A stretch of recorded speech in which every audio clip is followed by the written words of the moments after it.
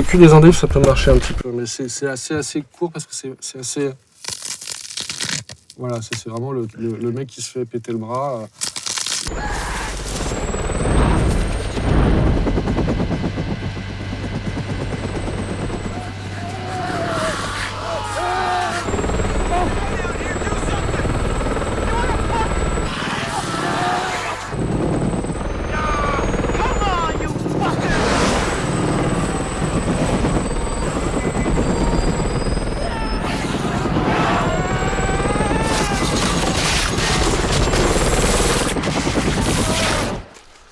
On n'a pas pu s'empêcher. Ah là là. Ouais, la tomate, là, ça on va peut-être. Le problème, c'est que ça va vite se transformer en. Effectivement, les fruits, c'est un truc un peu. C'est un peu la base du bruitage gore, quoi.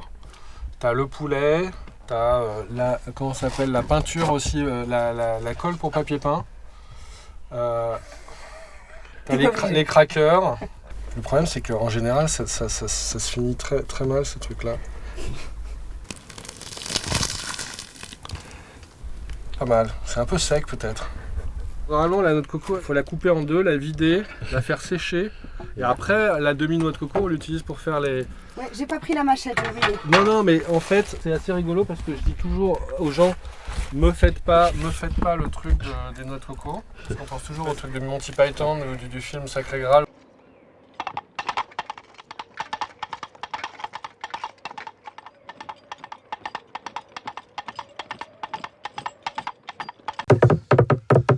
On a les pas, après on a le trot, après on a le galop. Après c'est vraiment des... Alors on va dire ça correspond à une époque aussi où en fait, on va dire on n'avait pas des micros capables d'enregistrer de manière suffisamment précise des sons de la nature. Et donc on a Monsieur Follet dans les années, je pense, 30.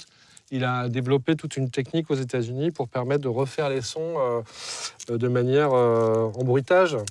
Et c'est vrai que bon, c'est quelque chose de merveilleux.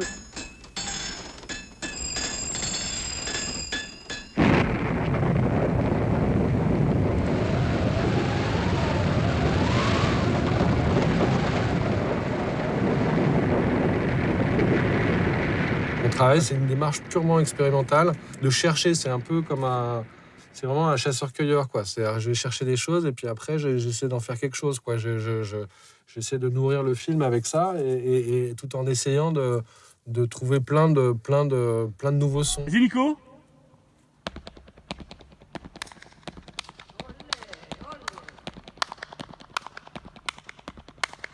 Waouh! Il y a des fois des gens qui sortent jamais de leur studio et qui n'utilisent que des sons déjà préenregistrés commerciaux. Moi j'aime bien parce que quand je vais enregistrer des sons, je suis toujours étonné par certains trucs. Je peux vous faire écouter des sons qui sont assez marrants, par exemple. Je sais pas, je prends un son d'hirondelle, par exemple. Voilà, je vais renforcer les aigus. Voilà. Ça va devenir presque... Voilà, insupportable. Et puis après ça, je vais le mettre par exemple je vais le mettre dans une distorsion. Là, c'est plus une hirondelle, là, hein, clairement. Et donc je vais le mélanger avec mon son de glace que j'ai traité auparavant.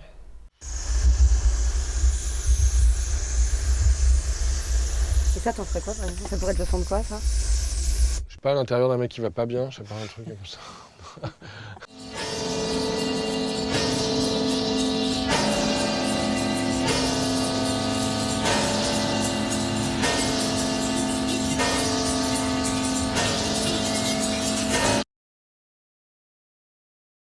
Alors, des fois, les baleines, elles sortent de l'eau et elles crient en dehors de l'eau. On en connaît toujours les sons sous l'eau, mais en fait, quand elles vocalisent en dehors de l'eau, les rares fois où elles vocalisent en dehors de l'eau, ça donne des sons absolument dingos.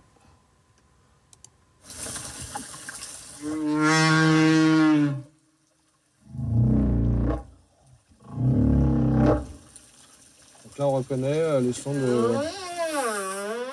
On reconnaît les sons de... Si vous prenez ça, on reconnaît les sons de premier contact.